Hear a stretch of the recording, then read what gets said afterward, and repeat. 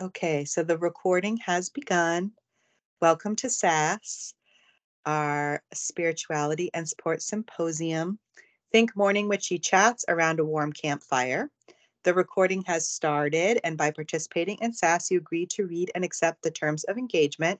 Those are posted in the chat. They're also on our website under the tab S.A.S Mess, and you can also find this link there. We ask that you mute during the recording for clarity during the meeting and for the afterplay. We'll get started with a few announcements.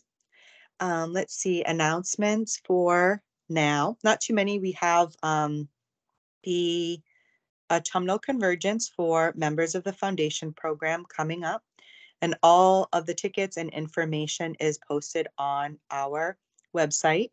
We plan on having the autumnal convergence every year around that late September, early October time. And we're still planning on having our spring convergence, which is starting to be planned also. So we definitely are continuing to do those two convergences. Yeah, all of our meeting times and schedule is on our website. We have a calendar there. You can find it under the resources tab. And if you have any questions at all about the program or anything else, you can email us at support@brightanddark.org.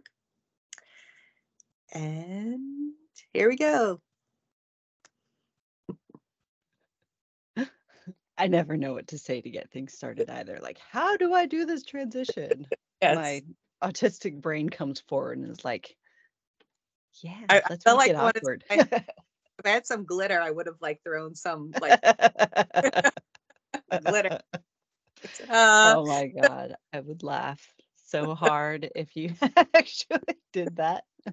It would be, Go. yeah, it's great. Glitter's just a pain to clean, to vacuum up, but Yeah, right. yeah. So worth it. Oh my God, look at Persephone.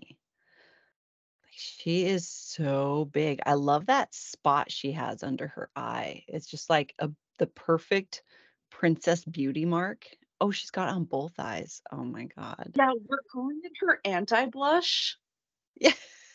That's so great. He's Oh my like God. being like Victorian white goth vibes, you know? Like I'm just obsessed. Oh, um, before I forget, because I am really trying to do this. Thank you, Maria and Ocean, for modding for us today. I really appreciate it. Makes all this so much easier and better for everyone. And thank you everyone that showed up. I love it when we have these like little intimate uh sasses, and then like in 15 minutes we get a bunch of people just like pouring in, which is so funny. But hi guys. Oh, apparently, can you guys hear Kava? Did you hear that? That's funny. Apparently she's got a bunch to say about this too. Anything? What are you guys up to? Does anyone have anything on their mind that's like, man, I cannot wait to talk about this at S.A.S S? If you do, like, raise your hand and let's get this ball going. If not, I can just sit and ramble about it. Hi, Ben. Go ahead. Hello, can you hear me? Cool, cool. All right. So I don't know that it's necessarily something that I was like, gosh, I can't wait to talk about this at S.A.S, but I know that there are people in our community who have been kind of following my like career journey since November. And I wanted to kind of like update that. Um, and I mean, it's not like the best update or anything like specific or anything, but um, so I've been trying. I like gotten work placement in oyster farming at a pretty well known oyster bar here in Rhode Island. And had worked a few days. And then between weather and other things, have not worked since like April. And I've been trying to be like really patient and really like lenient, understanding that like those types of things do affect the field, right? Um, but just like 3 weeks ago, we got a message from that guy on the farm saying like, "Don't count on me for work." And it was like that was something you could have said 3 months ago, 4 months ago. So now I'm trying to make like a pivot. Um, and it's like scarier now than it was before because now I have like I put in a whole bunch of work and effort into one place and like felt like I was doing the thing that I was meant to be doing, and then like it just like didn't pan out, which and it wasn't like it didn't pan out in like a really harsh, angry, bad way. It just didn't pan out, right? And so I'm trying to not be sensitive to this rejection while also trying to like pivot into something else. Understanding with myself that I never truly figured out uh what it was that I wanted to do and just kind of fell into things. Um, but yes, you can totally weigh in. I actually love that you brought this up because it's something that I've been thinking about quite a bit in how so a lot of what we're doing is kind of getting to know what our flow is, right? And getting comfortable with that. And that is leaning into like what you had done, where you were like, you know what? What's going on in my life right now isn't aligned and I need to make some changes. So I'm quitting my job and trusting the universe to bring me where I need to be right now, right? And what we often do is we think that, you know, if we make a decision like that and the thing that we go into, if it doesn't pan out, then we somehow like failed, or even that idea that it didn't pan out, right? We think that it like what did I do wrong? What am I missing? We immediately go into those kinds of things. And what if that's not necessarily the case? What if there was something about this job that you did that your system learned that is going to be setting you up for the next thing? What if that choice of, I'm going to choose alignment over uh, the illusion of stability, right, that you had with your other job? What if that choice did something within your system again to set you up for what is coming, right? It's if we assign morality like this is a good thing or this is a bad thing or I won or I failed to things like this, it makes it to where it doesn't give us any emotional space for growth and expansion. Do you see that? Where if we because we start beating ourselves up, right? If we're assigning morality to something like, oh, it didn't work out, so I must have done something wrong or made the wrong decision, it brings up all of this like shit that is completely unnecessary, right? Because you didn't, how can you tell what you did, like if it was wrong? Sorry, guys, I'm like 3 cups of coffee in, and that's fun. Um, but what I have been learning over the last, especially, oh my God, the last 6 months have been a wild ride. If I take and look back on my life, um, there, everything leads up to where I am now. All of it does. Every experience that my system has had plays into the lens that I view my current experience with. And had I not experienced X, Y, and Z, I would have missed what is the F, Q, and R, I wouldn't have even seen them. Yep. Um, So I guess my weighing is more of like a challenge of what if instead of when your mind goes into the oh, I fucked up, I went off course, I made a mistake. What if instead you went to the place of what did this add to my perspective? How has this experience over the last 6 months um, redefined the way that I look at my life or experience my life? Where is the freedom in this? Where am I in this? Like, there's just the fact that you can be like, I was a fucking oyster farmer for like 6 months Yeah. is so like, what a great story, right? I mean, Yeah. right? Yeah, I mean, definitely. It's actually reminded me of something that my friend Shannon and I actually did. We went to old campground that I went to growing up. I went like every year with my family. And they have like these really long hiking trails. But over the years, they've shifted some of the trails just due to like plant growth and like safety for the hikers or whatever. And the other day we went to these trails and you can go one way in the forward direction or you can go the other way, technically going backward on the trails, right? And this time we decided to go backward on the trail. And when you go backward, there's this one turn that if you are not paying very, very precise, clear attention, you're going to miss the turn. And not only that, you're going to walk up a hill and into another campground, which is what we ended up doing, walking into the campground and walking probably like a mile in this campground, just on this dirt road, seeing all these people in RVs and like people passing us in their golf carts and not stopping when we ask them for directions. So we're just walking, right?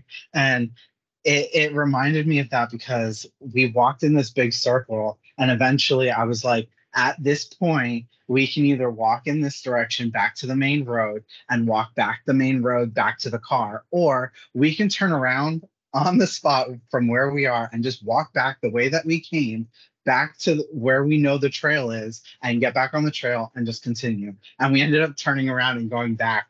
And like I like when we got back on the path, we saw the turn that we had missed, and instead of taking that turn, decided to take like the main road of the campground, just back to the exit to the car because we were, we had walked way more than we had expected. We were so tired at that point, whatever. But on that road back, she's the one that I started doing oyster farming with. And so like I've had this whole experience with her. She's also my witchy friend here in Rhode Island. Like she's the person, right? And we've known each other for 20 years. So it's like we have a lot of history and all of that. So we're just like talking like what could this mean? Right? Not just in terms of walking on a path, but also in terms of our career in oyster farming, because she too hasn't worked pretty much since April. Um, and I think that's pretty much the conclusion that we came to, that even though you diverted from the path that you thought you were taking, it doesn't necessarily mean that it was a bad thing. It just means that it was a diversion from the path. Like you just diverted, you had a little tangent here, and that's wonderful and awesome. And you came back. I mean, the things that I learned oyster farming is like I'm way stronger than I give myself credit for, and like I treat myself very delicately because I do have scoliosis and other problems due to that because it's been untreated for so long. But that didn't stop me from being able to pull 70-pound oyster cages out of water by myself.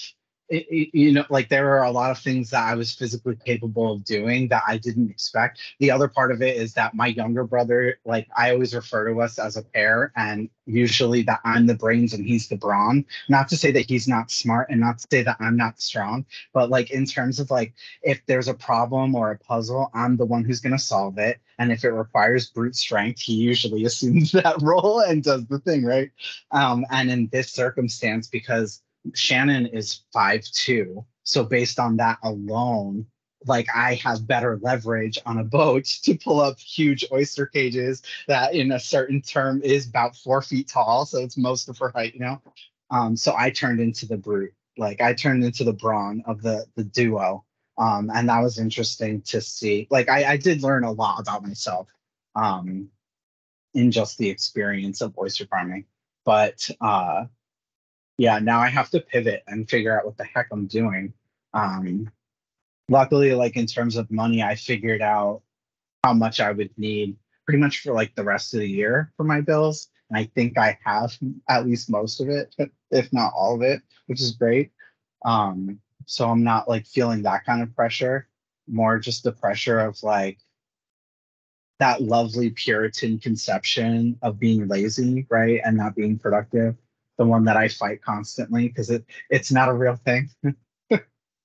Uh, um, but you know, yeah, that's pretty much my update. Is like uh, I found a hole and fell through it, and now I'm on my way to a different part that could be completely different from what I was doing before. Um, yeah, and I mean, I guess the only reason it even feels scarier than the first time is because I didn't actually choose it the way that I chose the first time, right? So it's just like I don't know. I guess the universe challenge of like, you got it. Do you really got it? So I guess I'm not like upset or anything. I just wanted to give that to you guys because I know there are people who are interested. I love the updates. Like I'm invested. I'm invested and I want to know. And I love a good side quest. You know, it's in the side quest that you get the good shit, right? That gets you ready for whatever for the, the boss, the end boss, right? Yeah, Whatever that is. totally. Yeah, Right. absolutely. Yeah, in terms of video games. Right. Right. So, God, thank you. Thank you for that update, Ben. And your laugh is like infectious. You get me giggling every single time I hear Oh, you the laughing. funny thing about my laugh, right, is that it used to sound different. And then my younger brother, for better or for worse, he loves the Joker. And so he physically created his life to be that big cackle. And then quarantine happened, and I wasn't seeing my family ever. And somehow or another, my laugh turned into that like it sounds like I'm mocking people, just like this horrible like cackle. Um, and then I didn't realize that it pretty much sounded like my brother's. And then we saw each other after quarantine and we started laughing and it falls in unison. Our voices are almost similar, so it turns into like this stereo cackle. Um, and so then I realized it and I was like, oh no, these poor people in the world. But yeah, thank you. Mercy has their Good.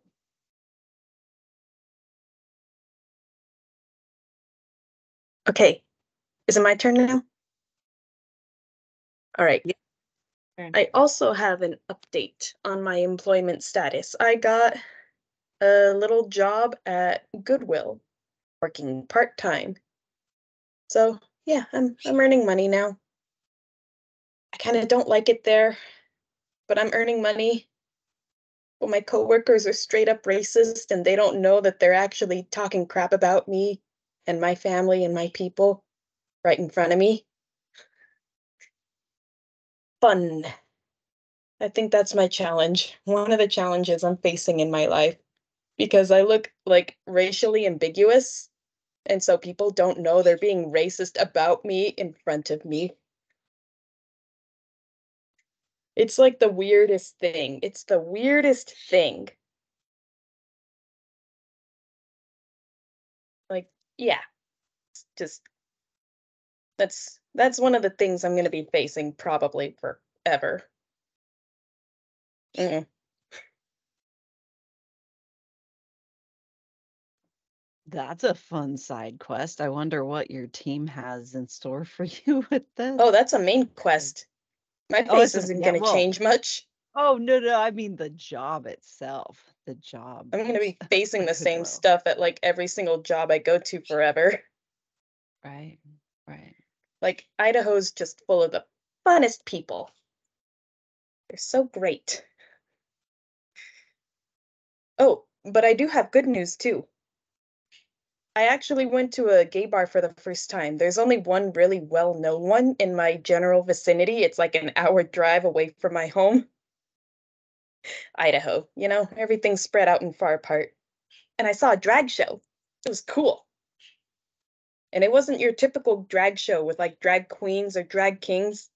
They were like, I think the term they used was like definitely gender queer. Yeah, it was the neatest thing. One of them actually like sang and danced and like it was cool though because they kept in tune for the whole time while singing and dancing. Like that was the craziest like oh man. Oh, I'm not even white presenting. If I'm white presenting, that means that people who are white can like think that I'm white. They don't think I'm white. They just think I'm some other ethnicity besides what I am. A lot of people's first guess is Asian, but that's not Asian. I'm not Asian. Yeah. A lot of people don't know what to really think about me. They don't know what box to put me in, which is like the weirdest thing to witness in a first person perspective.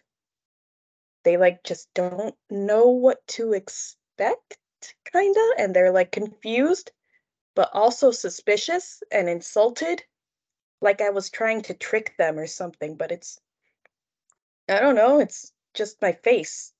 This is how my face looks. Eh. Oh, and the glitter. So much glitter. It was so fun. It was actually a date too. I went on a date with like this one lady and she has a couple of friends that were performers. The only thing is, I don't know, I'm not really connecting with her in a romantic way. She'd be a kick-ass friend though, but like I don't want to hurt her feelings. I don't know. Anybody have any advice on that? The dating part? It depends on what it is that you want out of the dating experience. And anyone that's in a dating kind of environment, so much of our social condition is like, put your best foot forward. Like, Hmm. be the person that you know that they want, right? Which is fucking terrible advice, in Yeah, my opinion. Um, definitely. I always lean toward authenticity, vulnerability, Mm-hmm. and like honesty, right? Hmm. And I think that that is the best filter for bullshit is to Yeah. just fucking say it right out of the gate. These are where my boundaries are. This is what I'm about. This Hmm. is what I can't, these are my no-goes. Uh-huh. And this is the shit that I'm not sure of, right? And Hmm. just being very, very clear and very, very like honest, right? Very Hmm. transparent. I don't believe in putting your best foot forward. I believe be clumsy.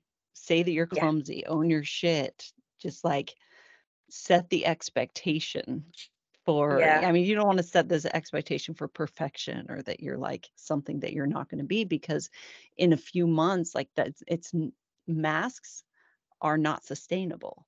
And Yeah. if you're looking to cultivate a long-term relationship with someone, you want Yeah. to like set the bar where you need it to be in the long run, right? If you're Hmm. wanting to have a partner that has those like deep conversations, Hmm. then go there. If they're uncomfortable, Yes. that's a great filter, right? Yeah. Um, Yeah. I can tell when she's around me, it seems like she's definitely walking on eggshells when she kind of doesn't need to be. I do sense some like insecurity and nervousness around me, but like it kind of doesn't need to be there. I mean, maybe it might work out in the long run, like a couple of years down the line if we stay friends. But like, I don't know. If I try to force it now, it would just be fake. And then it would just be stringing her along, and it wouldn't be fair to her at all. Ugh, I just gotta rip off the Band-Aid and tell her. I'm gonna have to figure out a way to word it so that it doesn't sound like I'm being like a dick, like a Nonviolent judgmental communication. asshole or something. That You know? Yeah, yeah, connection-based communication with that kind of stuff helps, yeah, right? yeah. Um, and starting with, this is important to me, and this is what right? You Hmm. know the structure. You Yeah, you've yeah, looked into that. But yeah. and also when you are going into situations, right? Hmm. Um, that your system's going to be stretched. So Hmm. you're going to be nervous, you're going to like that this will be a challenge. Set yourself up for that. Make sure that you set it for a time that feels good and right for you, right? So if you Hmm. know that by the by the end of the day you're generally tired and Hmm. don't tend to handle as much, try and meet them in the morning do you see what I mean? And make Yeah. sure that you eat before you go. Make sure that Yes. you drink plenty of water, get your system taken care of so Yes. that you can show up wholly in that situation, right? Yeah. Yeah. All right. That Yeah, sounds like good advice. The scheduling part might be a little hard, though. We both have right, jobs. right, right. And it Yeah. might be. But Yeah. yeah, I think Maria wants to weigh in. Ooh, go ahead, Maria. Uh, I guess I just wanted to acknowledge that I've never like had one of those conversations without it feeling like a little danger rushy with having some nervousness Hmm. like about it. And so I just kind of lean like into those feelings rather than resist them. Yeah. And like I felt like just entering it with compassion. But it's like I don't know in any I think I would think for most people like that conversation those types of conversations definitely bring up feelings for us of like nervousness Hmm. and usually it's because we have empathy for the other person, so Hmm. those feelings is showing compassion and is showing that you care for them, on some level, even if it's not like on a romantic like level, but as like the friendship. Yeah. I find that like I agree with everything that Jen Marie said, like supporting your system. And as much as I've ever thought to like, what am I going to say? It kind of comes out clumsy anyways, and that's okay. Hmm. But I think the most important thing is if I think about the way that I would have maybe handled this before I did a lot of deconstruction and like shadow work, I still would have felt bad. But I think just the kind of how I speak to people now, I think from that like connection based, place where it's kind of like you can still say the hard thing, but also like hold space for them and compassion at Hmm. this doesn't mean you have to like stick around and like be there for them Hmm. after, like depending on, like I think it's like this interesting dynamic of like saying what you feel and saying what you mean and being honest, even setting boundaries if you need to, but then holding compassion for them and like space in that moment. And if you want to hold space for them after, that's totally your choice. But I think sometimes it's like this interesting thing about feeling bad, right? Like how we respond when we feel bad. And sometimes we can let our boundaries down a little bit because we think we did something to hurt someone. And so we let our boundaries down sometimes. So more just like things to kind of think about. I don't Hmm. know any like sure way to go about it. I think whatever way you do it is going to be perfect as long as, you hold that compassion. Yeah, yeah. I yeah, I get what you're saying. And it definitely would hurt her more if I just kind of didn't say anything and just let her get those feelings and stuff. From what I'm sensing around her, I think she's really scared of being alone. She just got out of a relationship not too long ago. I mean, it was a shitty one, but still, I don't think she's used to being alone. Yeah, I don't think she's used to being single. I can resonate with that. I had someone serial monogamist once, so like Hmm. yeah. So I get that, and that is, I think that I know for me and the people that around me, that's very real, that kind of sense of wanting connection with other people. We live in this weird society where like I feel like the social conditioning is to like be independent and do this and do that, but yet our nature we are social beings, and I Hmm. think that's like really hard. And again, that's not something that you need to like fix for them, but you're recognizing it and potentially maybe being a friend if they decide to like bring that up, and maybe that's something that you can enter in the conversation. But maybe maybe it's just something that they're going to work through, whether that be with you or with their next partner or other friendships or family. Hmm. But I think that's very I think you picking up on that is just very like intuitive and just shows like that you know you're doing the thing. I'll do my best to communicate stuff with her. Yeah, Yeah. I find like in the moment when I hear that news, I may not, if you were to say that to me, if I had romantic feelings for someone, it wasn't reciprocated, and kind of hearing that news in that moment, I may not want to hear much else. I mean, you know what I mean? Because I need that's like a lot to process. And then, like I said, it's kind of up to you and that's just my perspective. It's up to Hmm. you if you want to continue if the friendship feels aligned, to continue, and then maybe that opens the door for conversations more as friends, and at least they know that it's as friends. Yeah.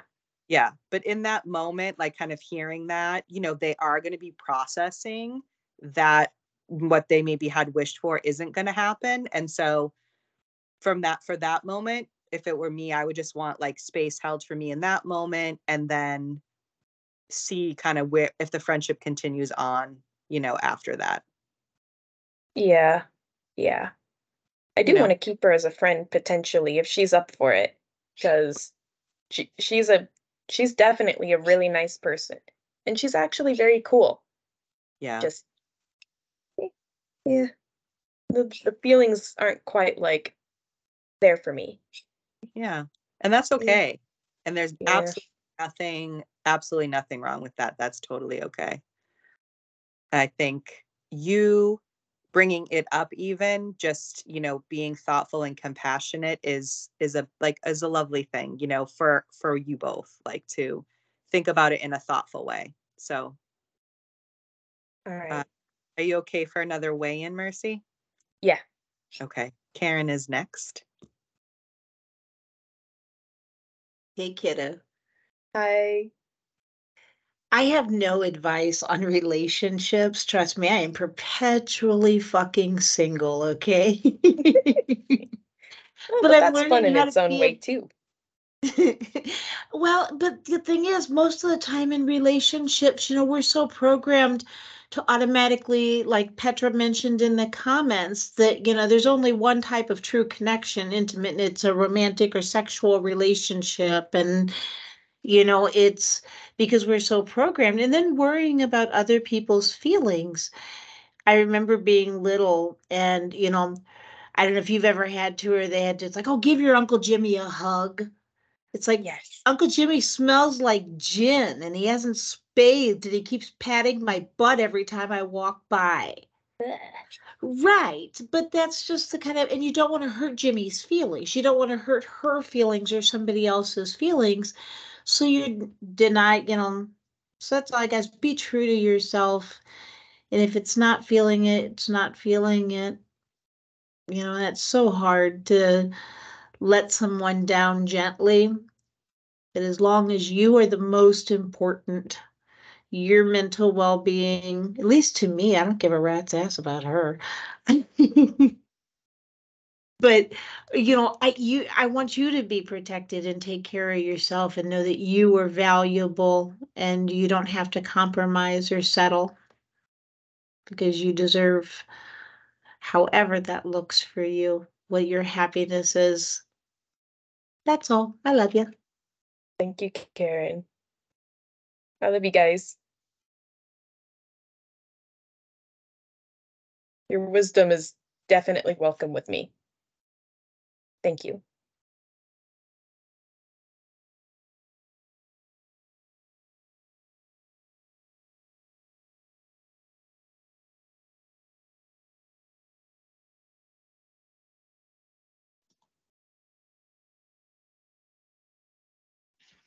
And now we sit in that glorious awkward silence that I love.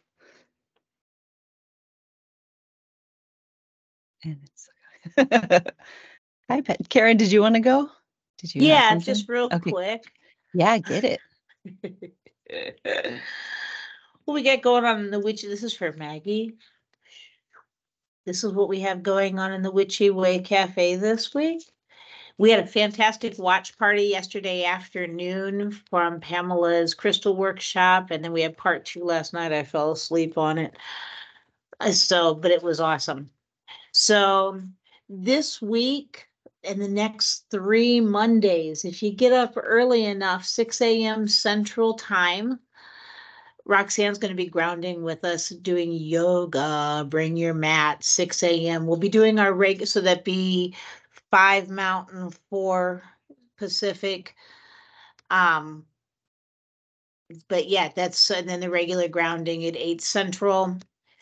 We're reading Living Nonviolent Communications on the Literary Lunch every Monday through Friday at 11 a.m. Central, because apparently we cannot get enough of Marshall Rosenberg, okay? So Thursday, Roxanne's going to be doing dream interpretation for a happy hour in the cafe. So Thursday evening. Monday night, we start Tarot on Demand. If you've registered for that, you can join us in the Beyond the Veil. And we're starting on the Major Arcana this Monday. And then Witchy Way Walkers, Tuesday, Thursdays, and Sundays immediately after S.A.S.S. But Tuesdays and Thursdays, 5 p.m. Central Time. Put in your earbuds, grab your phone, and come walk with us. We'll take turns in showing each other our neighborhoods.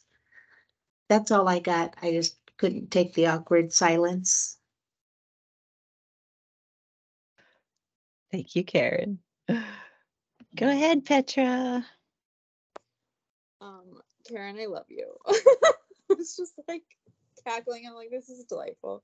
I couldn't stand the awkward silence, so I had to make sure everybody knew what's going on, which is also like, what a functional use of like, I just was like, I'm like, do you have Virgo placements? I don't know, but I love it. I love it. What I wanted to say was actually to Mercy was just about reflections on like listening to you talk about this, and I just wanted to like affirm like the wisdom of what you were saying, like in terms of sorry, I've had a very overstimulated week, and if I've slept a whole night this week, it's a miracle. It's been like a heat wave here, and so my words are very hard for me to find, so you guys are just gonna bear with me. I'm like, this is gonna be a little bit of a struggle. But when you were talking about noticing that this person that you went on a date with It seems like they don't want to be alone. And I just was like, the wisdom of realizing that like that is, I don't like this language of like red flags personally, but I think that the like, you know, the spidey senses, so to speak, of you kind of being like, like this is, I don't know that that's like something that I want. That doesn't really feel safe in my body. Like I don't want to speak for you, but it sounds like that would be something that could be like, it doesn't feel safe in my body. Like you want to be with someone who feels content with their own company, or feels comfortable, you know, being alone, or nobody wants to just be a placeholder, right? Like nobody wants to like, oh, you just need a warm body, but I'm me and I want somebody who wants me, not just a person. And again, I don't want to speak for you, but that's kind of like, I get that sense. And I also think that like that is, listening to that is so important. And there's so many times like in my early 20s, especially, where I like talked myself into relationships with people because they liked me, and like that was apparently like, you know, I grew up in church, and so like that was like, a boy likes you and he's a nice boy and whatever, and he likes Jesus, and like, nah, you should just do it. And I'm like, what about what I want? Like, what about, yeah? So I just wanted to affirm that piece of like, good for you for listening to that. And also to say that, what Maria was talking about with processing, there was just some thoughts coming up in my mind about like, I don't know how much you know of this person yet, but looking at, do you think that this would be something better received like via text or in person, and how do they process? You might not know her well enough to know that, but sometimes I know for me, I've like left people a voice note to say something difficult and been like, when you're ready to talk about this, I'm ready to talk about this, but I'm giving this to you to get my words out and to like give you space to process whatever you feel, like within the privacy of your own space. Because I also think that people who are like that sometimes either will like fawn in the moment when you tell them the hard thing, they'll be like, it's great, it's fine, and then they'll never speak to you again, even though they're like, yeah, let's totally be friends, and then they'll just like ghost, and you're like, what happened? Or they'll get angry sometimes, because that if you look at attachment styles, that kind of like anxiously attached drive is really rooted in like fear and control. And it's not from a bad place. It's from like, you know, we talk about stuff like this all the time here about like how we're conditioned, and like when you learn that you have to like be in control of a relationship instead of being present in it, because that's what you learn from your caregivers. And so I have compassion for people when they're like that, but it's also, it doesn't, as an adult, that doesn't feel nice to be on the receiving end of like, you're like, I would like an authentic connection with you, and this is not that. I don't know what this is. So I just wanted to give you a heads up on that, just because I've had that happen a few times where like I've been like, hey, this isn't what I want, even in friendships, been like, hey, this isn't what I want. Are you getting what you want? Like, I don't think this is jiving for both of us. And the reaction was rage. And I was just like, what the actual F just happened? Like, I literally was like, I think we both deserve to be in relationships where we feel seen and heard, and you imploded. And so it's just like, FYI, if you've never encountered that, that is a possibility in the repertoire of stuff. And I wanted to give you a heads up, not saying that that's what's going to happen here. I'm not like channeling or doing anything like that, because that you haven't given me consent for that. And also I don't feel like that's necessary. This is like your life, and you're a grown up, and you're more than capable and clearly more than skilled at figuring out this situation. But I also was like, I as an adult was like gobsmacked when that happened to me in a friendship situation, and I was like, I don't know what's going on. So I just wanted to offer that, because sometimes yeah, people can like, they want things to be a certain way, and when you don't give them what they want, they can be upset. And I think that that also speaks to like it makes sense. We think that we can fight, and that shows that that person's nervous system is probably pretty dysregulated, and they're probably like you know, not living from like a kind of grounded connection based place. And like, I think you've already alluded to those things. And so I'm not saying that again, that that's what is happening, but just a heads up. And I'm going to wrap that up because my brain is like soup in this moment. I'm like, I don't know where I'm going with this, but I'm going to put a pin in it now. So You hit the nail on the head, Petra. Yeah, yeah. And thank you for validating what I've already been thinking about. This stuff gets a little complicated, gets a little hard. I can do this. It's difficult. Just don't want her to freaking cry. She probably will, but it's, I guess, better now than later on when it gets worse. Yeah, yeah. Thank you. you're so welcome. And I think that I think you're exactly right. Like with it's better now than later on. Like, and I think that it's also, I just want to draw your attention to, is there a place in here where maybe there's a part of you that needs some compassion or care with like feeling like, obviously, I don't want to be like, we shouldn't feel anything when people cry. That's not, but I want to draw attention to this piece of like, when someone gets upset and we feel responsible for it because we're doing what we need to do for ourselves. And so I don't know if there's anything there to be sat with, or there's anything there to be reflected on or be compassionate with, or I don't know your history or any of those things, so I don't want to like speak to those things. But I think it's important in these kind of, I don't know, I look at them like opportunities, because if I don't, my like PDA brain will be like, no, I don't want to do it. I don't want to like do these things for other people or even for myself, like a demand. But the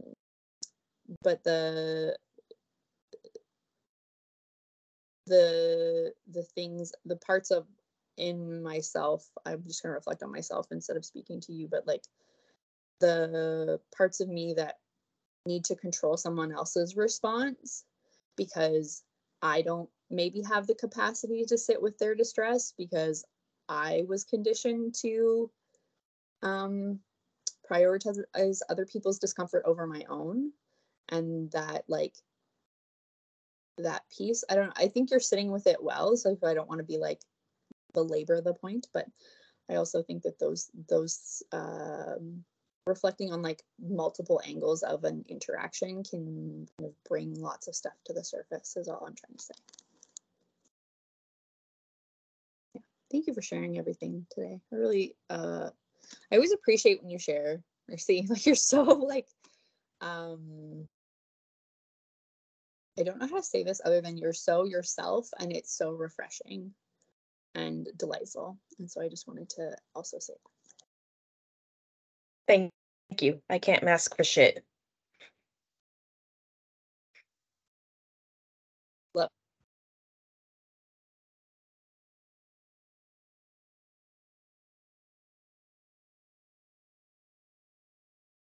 I wholeheartedly agree with Petra. I fucking love your perspective, Mercy. And I love that you like bring it all the way to the table in a way that it's inspiring.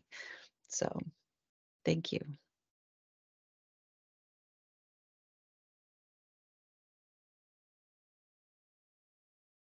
Go ahead, Ocean. Is it okay if I have a quick weigh in too, Mercy? Okay, I'm gonna take that as a yes because you shook your head. Awesome. So okay, this is a little bit of a danger rush for me, but I've pretty consistently in my life, I've been that other person who struggles to be alone. And I could go into my childhood conditioning and whatnot, but I totally won't like take up S.A.S like that. But I just want to say, like, I just want to offer you some reassurance that, like, by setting a boundary, you're doing the other person a favor because obviously she doesn't know hers very well. And you're also being an example of how to set a boundary. And then shoot, there was one other part.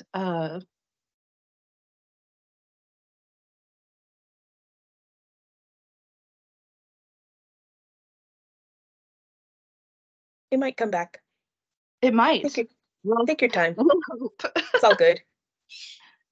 No worries. I was trying to see if it would come back, just giving myself like a second, but like, yeah, like you're doing, like, setting boundaries is such a hard thing to do because we feel like we're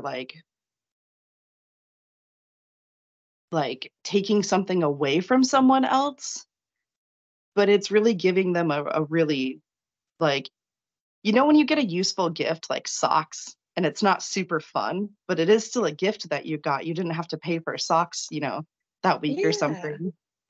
It's Yeah. like giving them socks. Yeah, they might not like it immediately, but they'll probably use them. Exactly. All right. All right. Or like a nice, well-fitting coat or something. Yeah. Okay, thank you.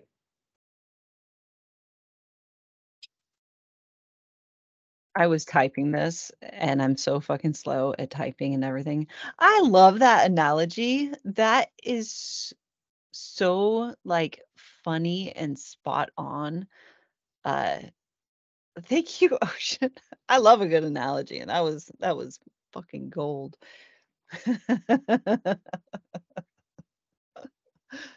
uh,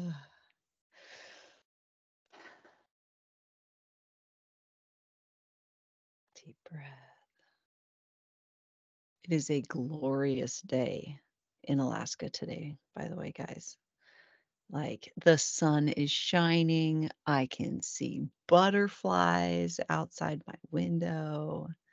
Like it's a whole thing.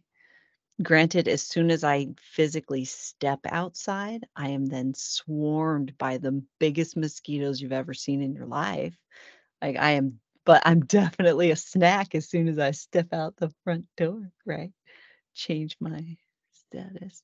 Yeah, beautiful, but damn, I spent the whole day outside yesterday and I have like, you know, fun sensory issues, right? I cannot spray myself with poison. And the mosquito spray then that we have to use, like I can't do it.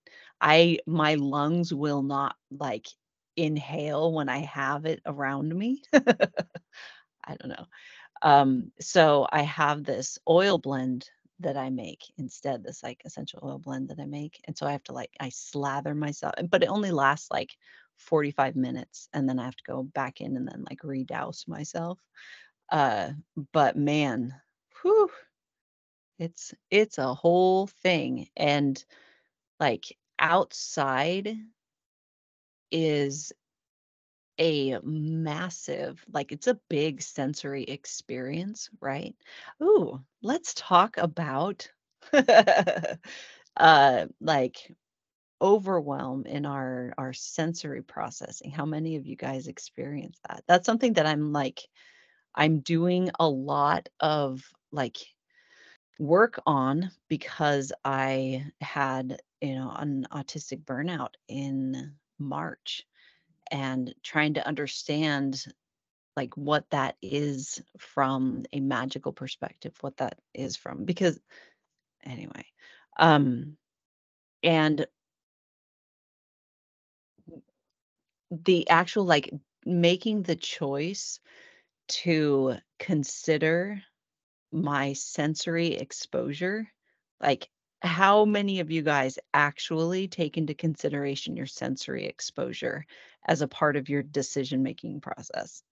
Like I would push myself through it, like um doing things like going to a going outside, right? Mowing the lawn for my system is a massive sensory exposure from the loud noise of the tractor, the like vibration of the tractor, the sun, the mosquitoes, the, allergy issues with, mowing things, not even to account for like all of the baseline sensory stuff that I experience when I go outside. That is like the talking to the trees and the connecting to the flows of outside, right? And then I add on all of that, and it puts me in this place that if I push my system to do that, I can't do anything else for the rest of the day. I'm so overstimulated that like I just can't. So even like 6 months ago, right? I would have filled my day of, oh, I'm going to mow the lawn. And then I have like private sessions. And then I have like this other thing that I got to do. And I would just do it. Right. And not even like so much of my recent experiences, just because you can doesn't mean that you should. Right. It's because you're capable of like putting your head down and horns out and charging forward doesn't mean that that's the best thing for your for your system and your experience. And in fact, when I do that, it makes it to where it pulls me so far out of alignment because I'm just in processing mode that I can't be fully present in my relationships with my kids, with my familiars, with my partner, with my house. Like I can't believe I went through so much of my life without taking in and considering that like sensory processing aspect. And but man, I tell you what, when I actually started prioritizing and advocating for my system, no, that's not something that I can do today, or completely taking those big sensory loads off of my plate and being like, hey, this is a place I need support. It has changed so much for me on this like very it's a profound level that it's really hard to explain the depth of connection that I'm like currently experiencing, and the efficacy of my workings has changed because of this. I can be more present when I actually consider that like the sensory load. So I know I just went blah, blah, blah, blah, blah, blah. Thank you, 2 cups of coffee. And did you guys see that Maggie brought me a cup of coffee while we were sitting here too? So this is fun. Go ahead, Maria. Go Maggie. So it's funny, like when something shifted for me like in my 40s now, where I definitely say like no to a lot of things that I would have said yes to. And I think some of that just was born out of being really tired and like needing the shift.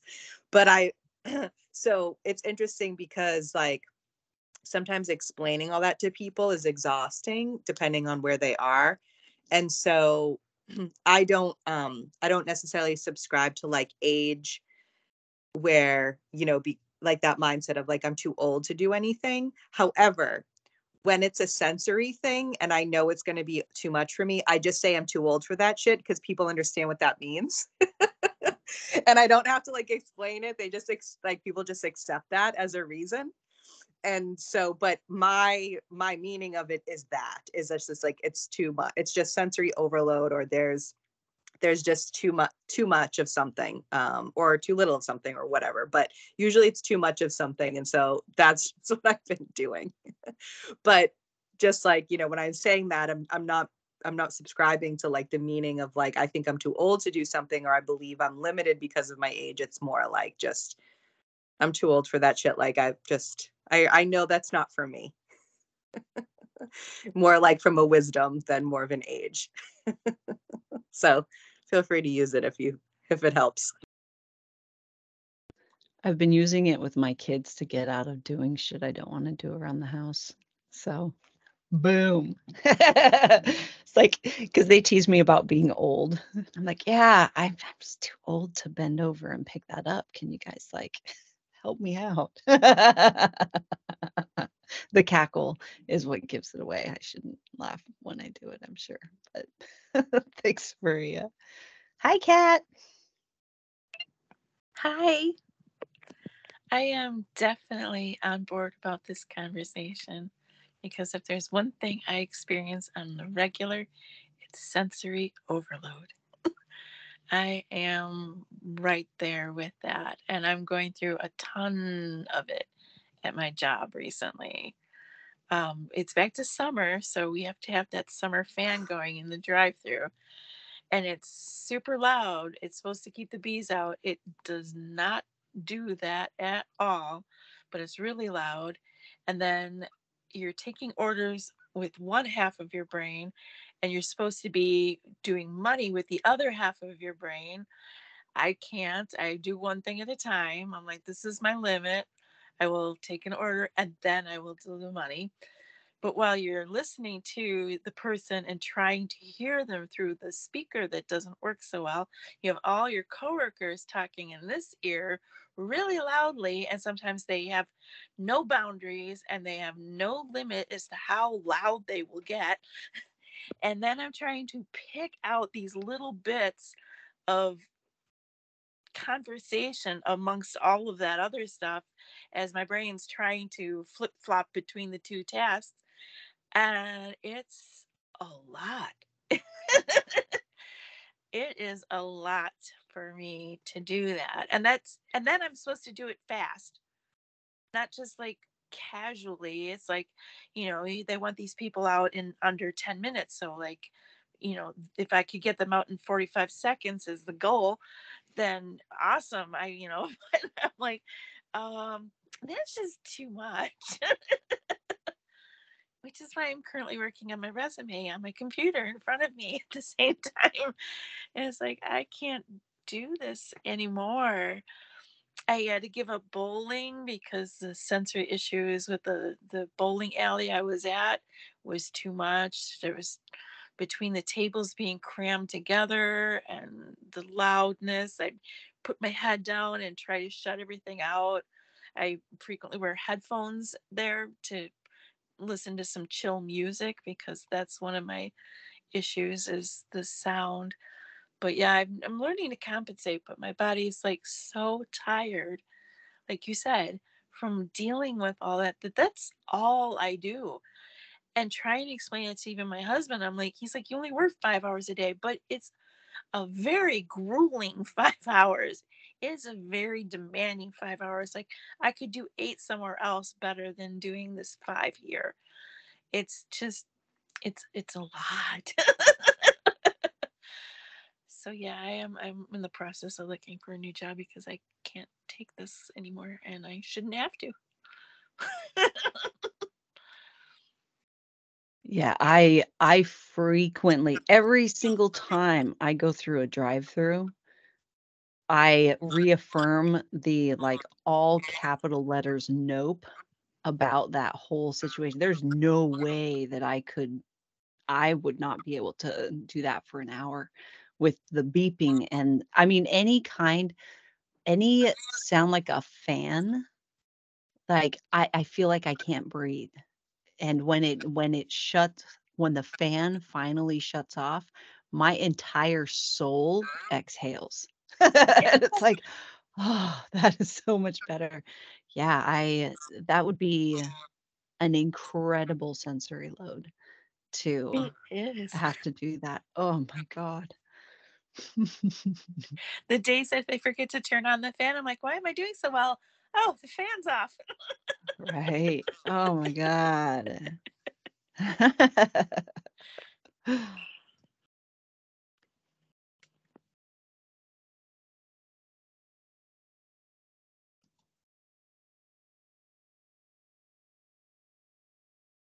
Another great topic, right, would be like our own internalized ableism about our sensory processing. Bing. How many of internalized ableism, right? that social conditioning that tells us that we just need to try harder, or that we don't want it bad enough, or that we are exaggerating things, we are like making them bigger, right? How much do you tell yourself that? Like, oh my God, it's so hard to get through that, to actually allow yourself to have accommodations. Like that's so big. And it's something that I in all the private sessions that I do, probably 90% of the issues we're talking about with regards to actually allowing yourself to have accommodations without guilting and shaming yourself. Like, it's a whole thing. I actually uh recently called someone ableist, and it was like really someone that's close to me, that they didn't know really what that meant, because they had said that I didn't want something. They labeled it, but it was something that I just like, I'm not capable of doing. It wasn't a matter of like wanting. Uh, and to try and explain uh, how difficult it is navigating a world, a society, uh, that you are disabled in, but not like visibly. That whole like was invisible disabilities thing, and to explain to someone who thinks that you are like more neurotypical and able, that you're not. Like, that's a whole fucking thing. That's a whole thing. It's like, yeah, I did call you ableist because you are. And the statement that you said was ableist. So, ugh, fun stuff. Um, but at the same time, I, at least my experience, every time that I choose to be a good advocate for my own system, my system responds. And I am getting to the point where I like the well-being of my system is more important than someone's comfort with the decisions that I make, right? Which is hard. The people pleaser that I've been working through for the last like many years. Um, it's rooting out that last little bit of people pleaser stuff. Uh, but damn, it's challenging. But again, the way that my system is responding to me actually allowing for accommodations and vocalizing my needs and setting those boundaries of no, I'm not doing this, um, has been huge, like huge. Kat, did you raise your hand again, or is it still up? I can't I tell. did, because you spurred a conversation thing that I think is important too, in that people are so used to their views, their perspectives, and that's the only thing that they know. So when you grow up a certain way, you consider that normal, and you don't understand that there are other people who are not the same as you, that might be your normal experience, but that's not normal for somebody else. So that's where it makes it really hard to get somebody to come out of that, but I'm this way, aren't we all this way, and see the other perspective. Like, I'm going through that with my boss. She thinks because she can do certain things at work that we should all be capable of doing it, and she's made suggestions for that. I'm like, but that's not something I can do. I cannot do that. I physically cannot remember the tickets as it's coming out before they're printing. They're like, don't wait till they're printing, just put them, put the food in before. I'm like, but I can't do that. I'm like, I'm glad you can, but can you understand that I can't? And she doesn't get it. No. I've also found that the people that have the most reactive response to a request for accommodations are often the ones that also need accommodations but were never allowed them. And so they experienced the social conditioning when they were little, that you have to do this. They were forced through it and they hated it, right? And that's why they're projecting that you know, what's wrong with you? There's something wrong with you or something like that, right? Which helps me because like I kind of look at uh, conversations and exchanges with people as like an art form almost, to be able to voice your accommodations in a way that creates expansion or creates at least the possibility for expansion in both people, right? And I know it's my own little game that I play in my head, and it's not anything that anybody else needs to do. But anyway, so I totally forgot where I was going with this.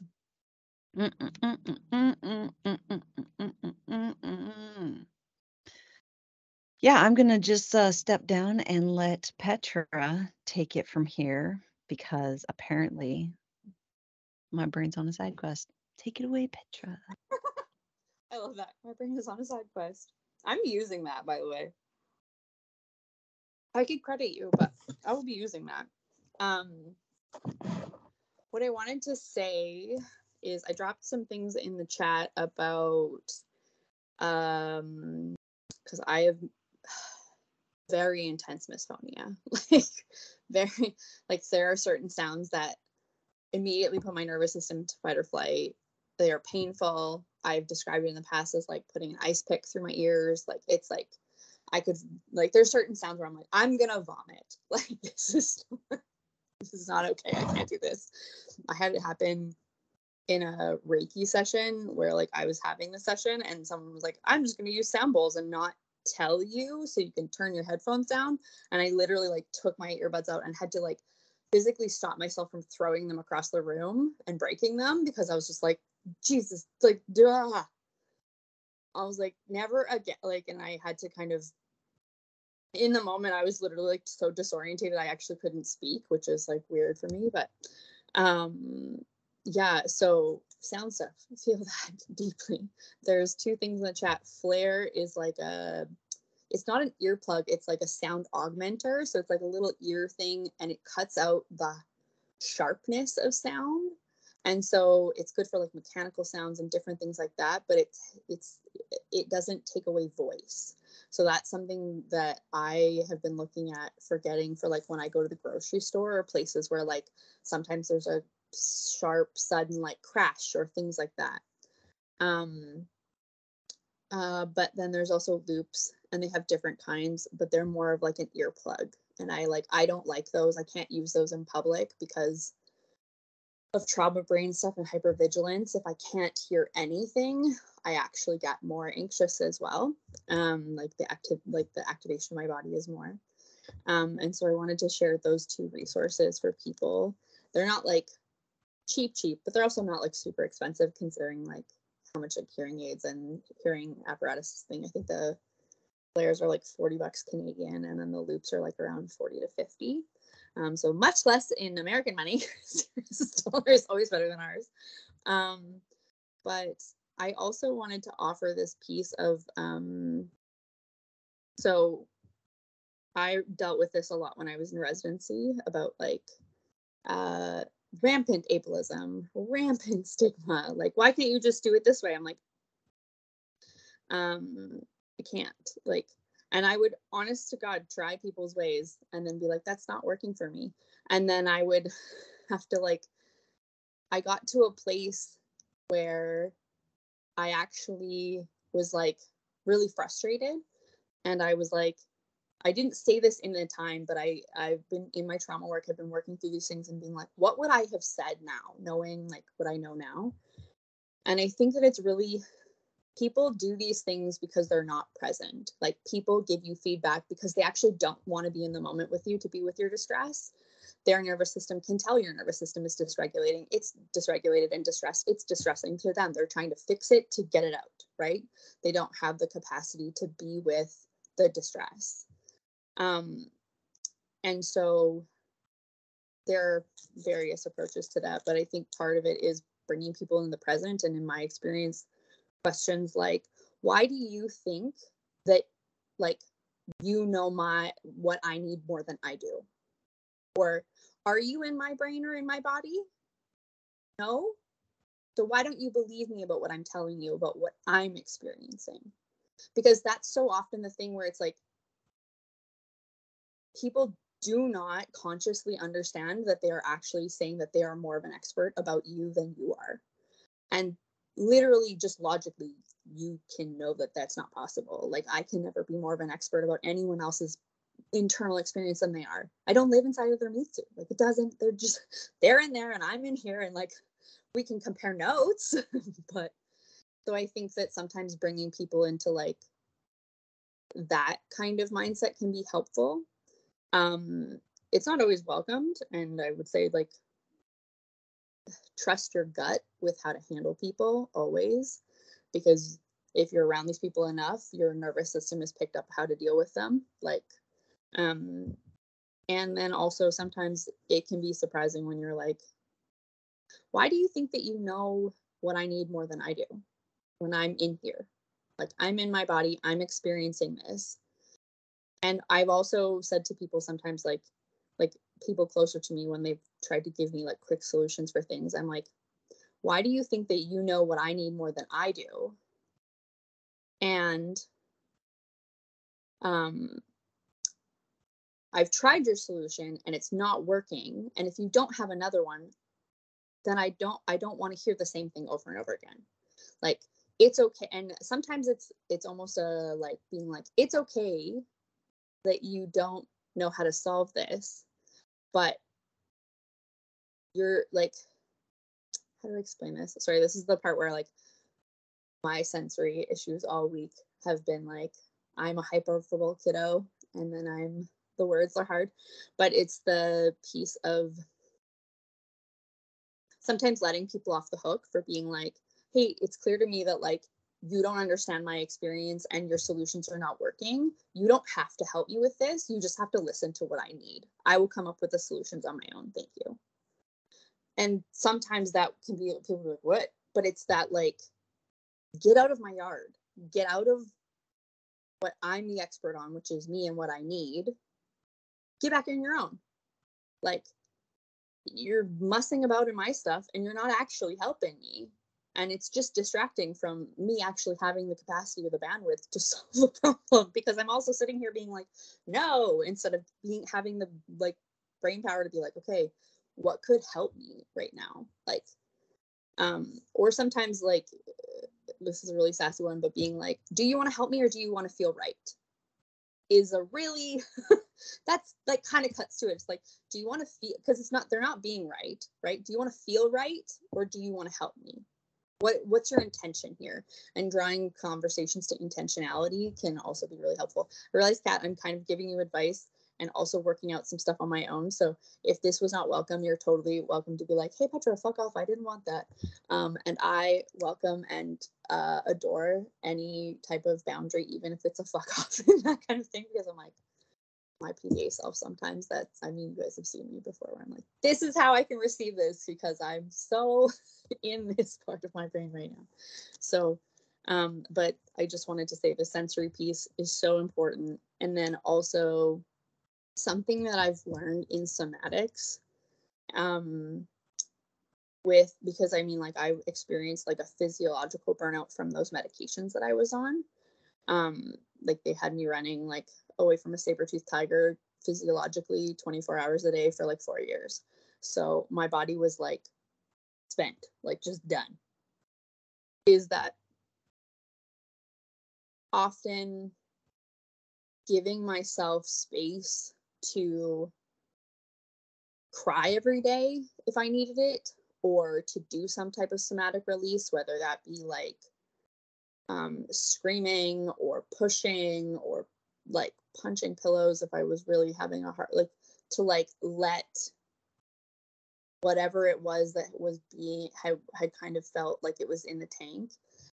Because the thing about overload, like sensory issues, is that like and that I don't think people talk about nearly enough, is that your body is getting put into survival mode. It's getting put into fight or flight. Like these, when we say that people have meltdowns or shutdowns, those are nervous system responses to, like, I've been in fight or flight because I haven't known that my body is experiencing all of the sensation that is so painful, and I've been taught to dissociate from that experience, and now I've reached my body's capacity for ignoring, and now we've met either like shutdown or implosion mode. Like these are the two kind of, or sometimes those things don't happen externally and they happen more internally, and we experience them as like severe depressive thoughts or scary things or other, like, and I think that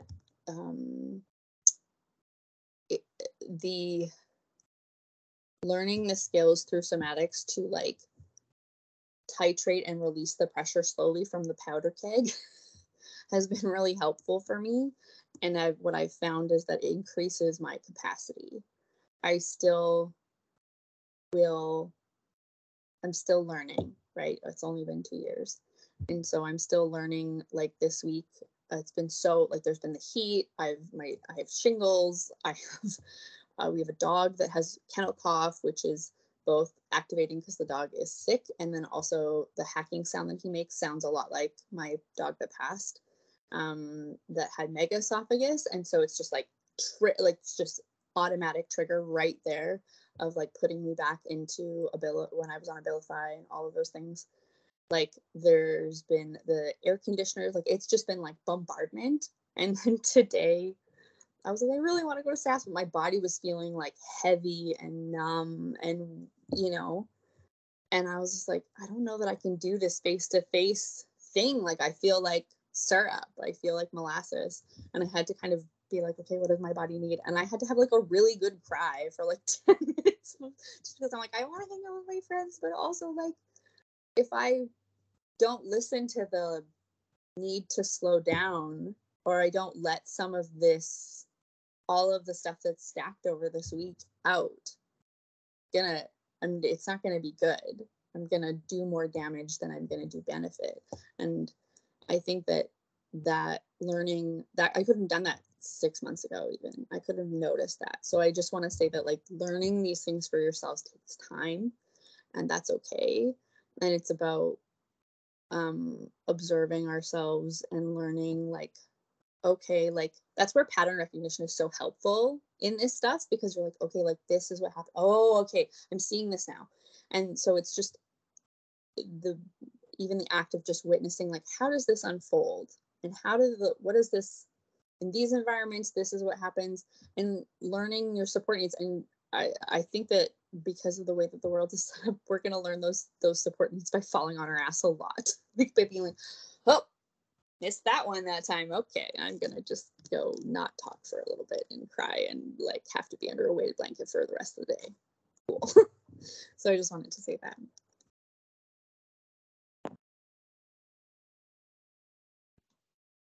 I love this discussion. Here's another thing, right? So we talk about accommodations and our support needs, right? So that's for like, hey, I need to go grocery shopping. I know that that's going to be a big sensory load for me. So the accommodations that I need are loops, and I need a buddy, right? That is a way of doing that. But what about aftercare? Right? Do you guys even think about that? Because I sure as shit did not. And this is something that my doctor is actually helping me with, because uh, those things that we love doing, like the weighted blanket, the things that bring us comfort, like a sensory swing, grounding. And when I say grounding, I mean actually going outside and being very present, or going somewhere to be very like present, not like thinking about tomorrow, not thinking about the past, just like being still. Those actually help let off that pressure, right? They actually help relieve that load for us. And the acknowledgement of, hey, this is going to be a big sensory load on my physical body. So after I go to the grocery store, I'm going to take a long bath. I'm going to shut myself in my room and turn off all the lights and just sit with a candle for 15 minutes. I'm going to, do you see what I mean there, guys? Like that's the thing that I'm also working on right now. Because when I was in like, yeah, have a safe food treat, right? The things that bring your system comfort, actually planning to do those things makes it to where you are sincerely prioritizing your experience, right? You're sincerely showing up for yourself all the way, and you're acknowledging the reality of your whole like situation. So, what I've noticed is that because I talk a lot, I talk to a lot of people in a day, a lot of people in a day. And I get to the point where I just need silence. I need to not be beholden to anybody else's schedule. I need to um, have like that emotional and mental freedom. And when I don't have that on a regular basis, I get pushed to the point where I'm like, I have got to take a week off and go to like a silent retreat and not talk to anyone or any thing for like a week, right? Well, that's not something that I can do. So what I'm doing is doing that for myself once a week. So on Thursdays now, what I'm doing is planning my Thursdays to be my day of recovery, where I, again, am not beholden to anybody else's schedule. I don't have any responsibilities. I don't have to cook. I don't have to clean. I don't have to do anything other than let my dogs out, play with my dogs. And I'm going to lock myself in my bedroom. And I'm going to actually plan for that. So on Wednesday, I'm going to make myself a snack platter. I'm going to do everything that I can and would do for a partner that was needing this, right? Because I'm come from people pleaser roots. And the thing that I would do for my partner, right? Make a candle lit fucking bullshit with a little vase of fresh cut flowers and like go out of my way to make my Thursday a very special day that is like in recovery. And I can do whatever the fuck I want to do in my room, right? But I'm not going to answer my phone. I'm not responding to any text messages, like creating that recovery day. Like, I've done a little bit of that for the last, like, 4 weeks. Thank you, Maria, for being so awesome about, "Hey, it's Jen's day off," and everybody else that does that. Um, but I'm gonna lean further into it and see what happens, right? And I think that, like, from the data that I've gotten so far, I'm excited to see what happens with my own alignment when I choose to show up for myself in that way. So I just thought I'd share that with you guys too. Go ahead, Kat.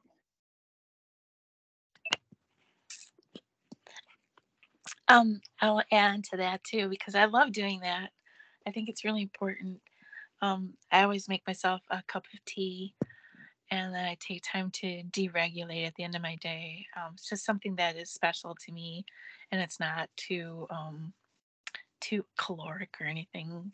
But sometimes I'll definitely go for the brownie, a nice warm brownie. I'm at Starbucks and they have brownies, so I'm like, I deserve a brownie today. I'm having a really bad day. It's a chocolate day, but I'll get that. But I definitely learned the hard way how to allow myself to have certain boundaries and to definitely have to make that space for saying for my body, because you were saying something and it reminded me of the worst overload experience I've ever had in my entire life. And everything I've done after that is to not have that experience again. I went camping with the Scouts, and it was a glorious weekend. I usually love camping. I volunteer with the Scouts, and that particular weekend was the weekend where the cicadas were out, and they were full strength. It was one of those big years, they happen every 7 years or something like that.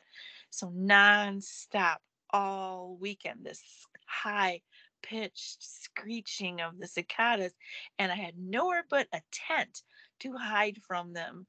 And I came home that weekend and I was so overwhelmed. My body did not even know what to do with itself.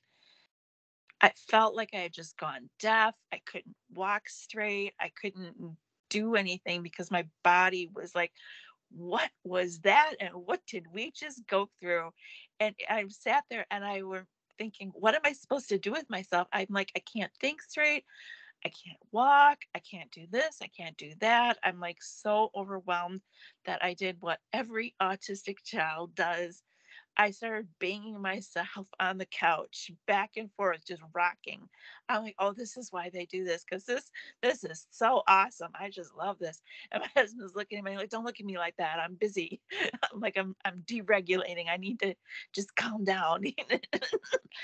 And it did, it worked. But I was like, no, I don't want to do that again. I'm like, so now I bring things like headphones and things like that so that I don't experience that again because it was too much.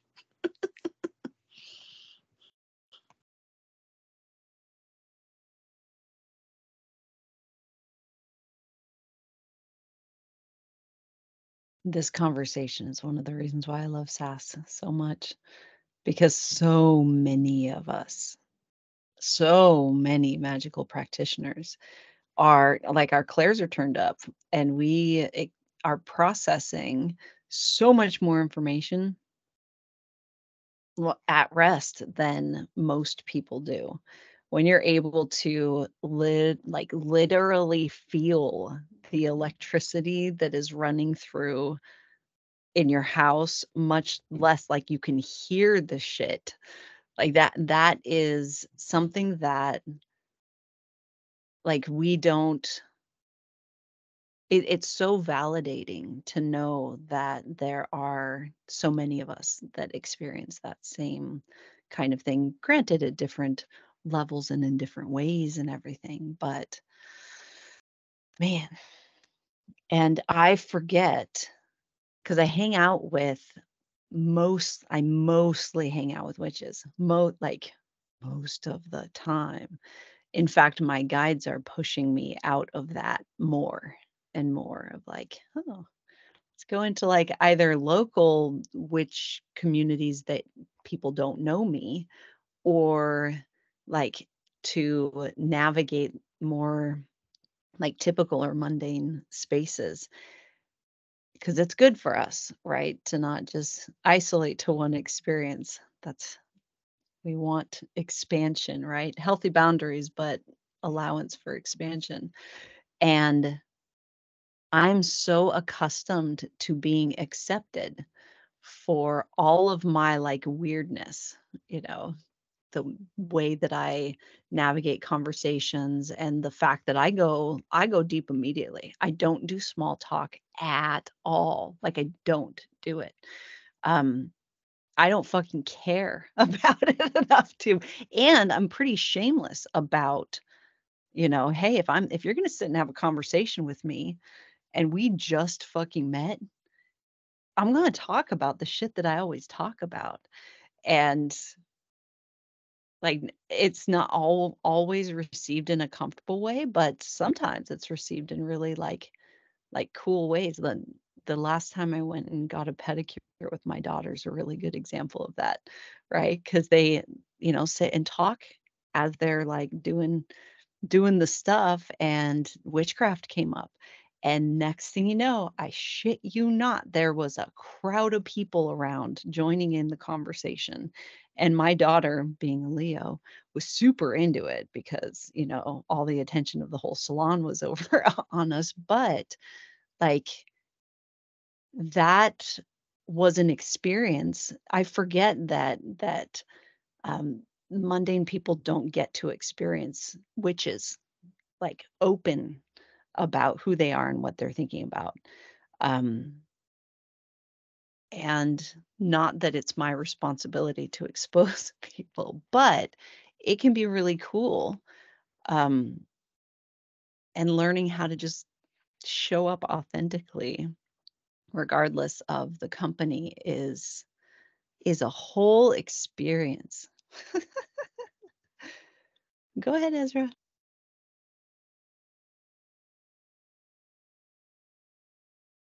Hello. Let's see. I have also been like, this is kind of a sensory thing, but you made me think about, like, I've also been kind of like called to talk to people who are not witchy lately, or who I think upon meeting them they are not witchy, and then through telling them about, a lot of times it starts with sensory issues, actually, or something that I'm having trouble with, and I just share that with them. And then the conversation like goes into places that are, they might not call it witchy, although some of them do, that are very like distinctly witchy places. And I don't know, it's just really interesting to me how many people have experiences that are like this, that either are sensory issues that are probably, um, you know, at least I think that there's a lot of spiritual overlap in general, with any of that stuff. But they are doing, like, I have a friend who loves witchy aesthetic, like, puts tarot card tapestries on their walls, like, is gardening, is making their own food. And I'm like, so you're like doing it? And they're like, no, I'm not like, no, I'm not. But they are. Um, and let's see, and I've been thinking about it too, like in terms of, um, my grandma, like, and I already knew this about my mom, but about 5 months ago, I moved in. We all moved in with my grandma, and I've been seeing a lot of the things that used to really bug me about my grandma in a very different light now. And nonverbal communication, or nonviolent communication, although it is also sometimes nonverbal, um, has helped a lot with that. But there's just so many things that when I think of it through like a, um, accommodation and needs lens, that I'm just like, oh, my grandma has actually the exact same thing as me, or the exact opposite. Like, instead of seeking, it's avoidance, or vice versa. Um, when you start seeing it like that way, and you start seeing the ways that like their magicalness is like linked up to that, it's just like a really cool way to look at life. And like, so sometimes when you're being called like into mundane spaces, at least for me, it feels like maybe you're there to like poke the magic spots out. I love that. It's like we're fishing for witches, right?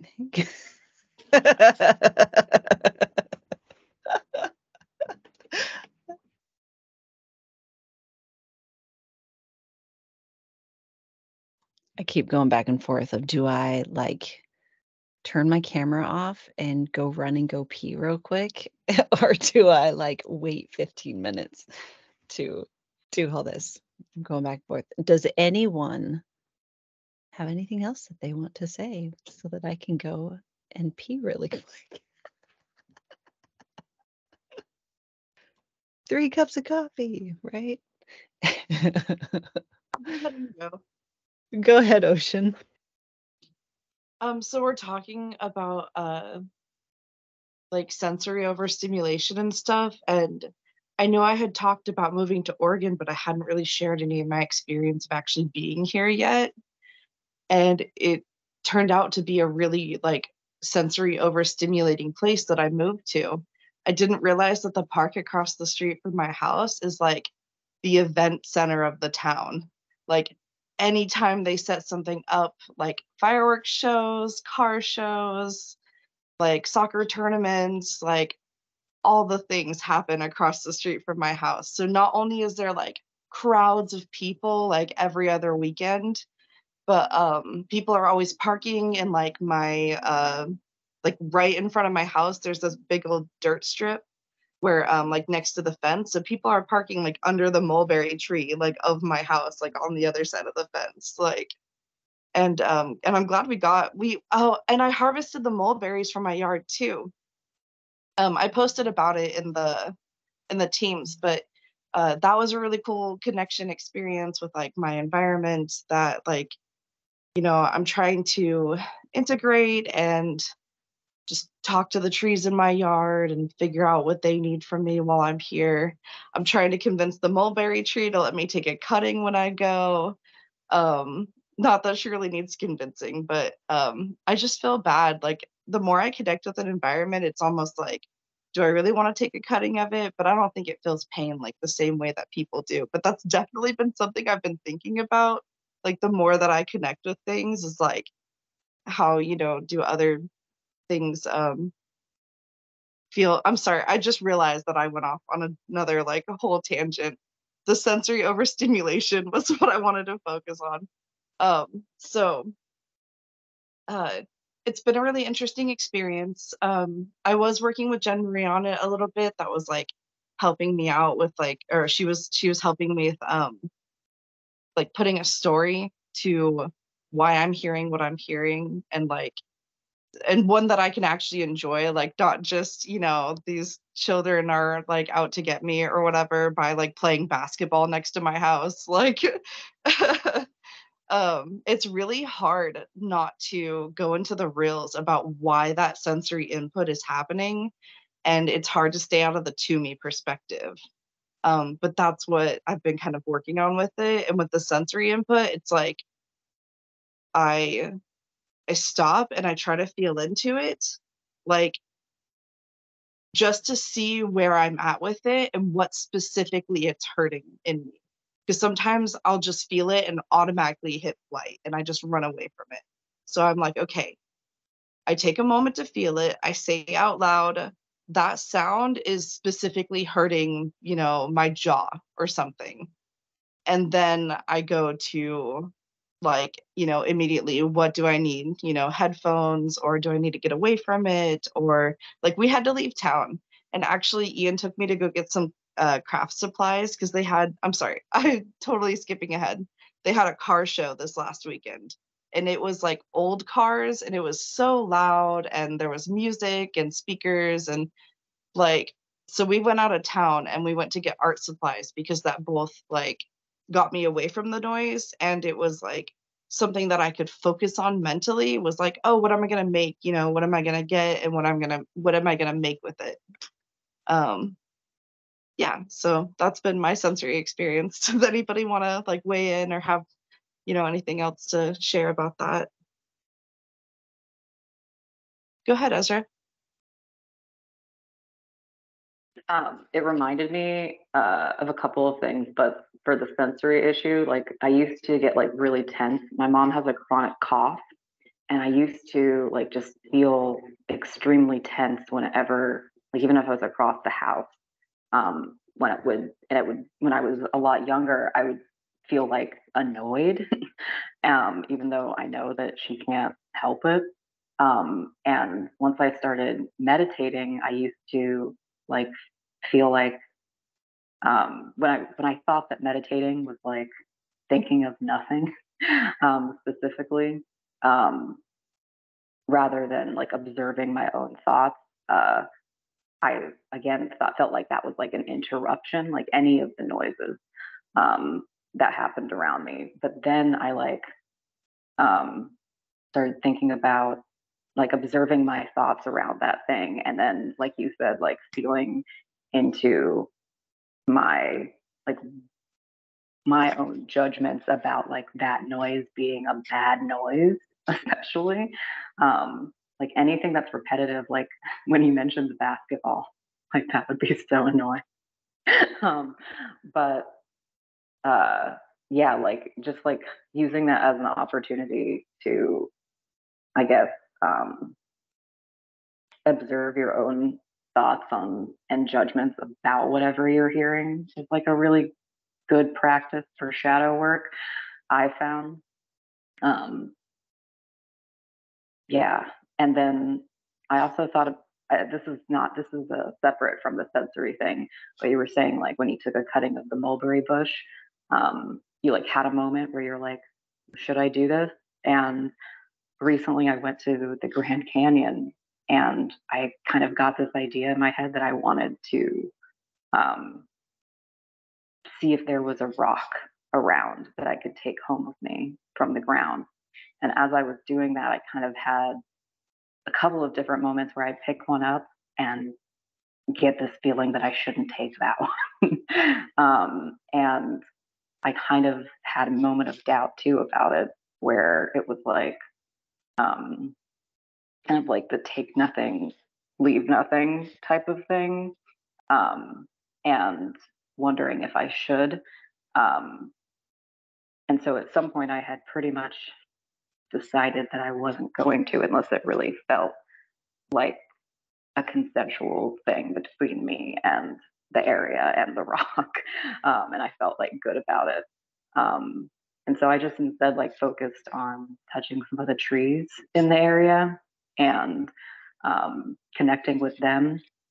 And then there was a bee that kind of like led me through these two trees, which to me is like um, a thing. It's kind of a sinky thing. And so I went through the two trees, and then the bee kind of like danced around the this rock, and it felt like that was the rock that I was allowed to have.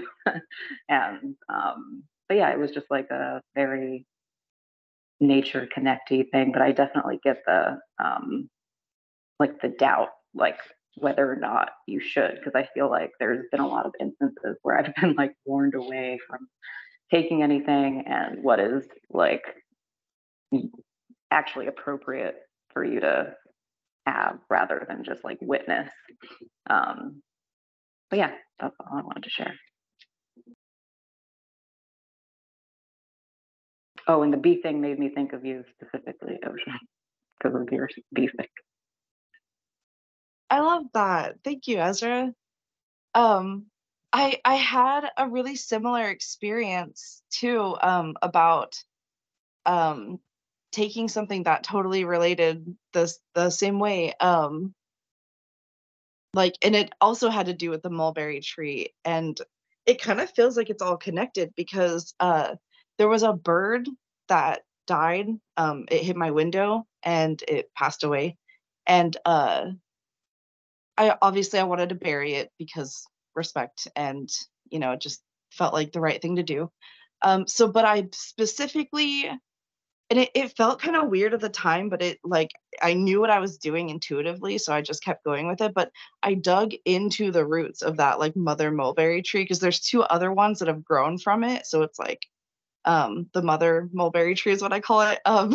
And so I dug into her roots and put the bird like in the roots, and I buried it there. Like even though the roots were like broken from it, that's how it was going to get the nutrients from that. And like I like bones. Like I have collected bones from the wilderness and stuff. And it occurred to me, I was like, what if I come back and pick up these bones? And then everything in me was like, no, this belongs to the mulberry tree. And I was like, okay. So I put a brick on top of it as an altar, and I offered a mulberry from the tree. And I got an image in my head of the bird eating a mulberry off of that tree, like when it was still in life. And it was like this perfect little like circle of life moment in my head. And so I plan to like decorate that altar, either with nature or, if I have anything that feels right to put out there. But yeah, so that connectedness is super awesome. I love that this conversation went full circle like this in how we're talking about accommodations for our sensory experiences. And we're talking about aftercare for over stimulating our sensor or overexposure, right? And then we start talking about the cool aspects of our sensory processing, our ability to navigate life the way Ezra did, to where they were not just looking at what was surface level, that they were picking up on the undercurrents of the experience in a way that brought them to this magical relationship, right? And same thing with ocean and how uh, we can essentially lean into things and ask them. And we can have this whole other relationship with our lived experience that isn't possible if you're not aware of these very subtle undercurrents. I mean, they're not subtle to us, right? They're oftentimes very more dominant than what is considered like surface level, right? And I think that it's important for us to keep balance in that relationship with our systems awareness, right? And though navigating, you know, capitalism makes us disabled, we are not able to navigate a that kind of social structure in a way that uh, is considered ideal, right? But that doesn't necessarily make it to where, um, like, it doesn't make us less than or broken. It is important to remind ourselves of that in a culture that doesn't understand us and doesn't necessarily have a place for us or hasn't created a place for us. Uh, our existence and the way that we exist is important and is valuable. Uh, and so I just want to like slide that up to the front. I don't know what the fuck, where my brain was going with that, but shuffle that in the first card in the deck, put it on top. I don't know. Um, and I encourage you over the course of this next week, now that we've all been talking about that, to kind of see what, where can you be a better advocate for your super fucking awesome but weird system? Like, how can you uh, show some, you know, aftercare? How can you prepare your system better for these big sensory loads? And what kind of adventure can your um, sensory experiences bring you on, right? What would happen if you leaned in like Ezra did uh, in experiencing that, when you make a request of the universe and actually allowing yourself to be taken on whatever flow that goes, right? Wherever. Oh my God, words are hard today. I want to thank our mods again, Maria, who is probably not here anymore, and Ocean. Thank you for keeping us on track and organized and making sure that everybody's voice is heard. And thank you, everyone, for showing up and sharing your perspective and experience with us. Uh, it is incredible to be a part of a community like this. I'm truly honored and truly grateful. And may your practice be expansive and filled with many blessings, bright and dark. Bye, guys.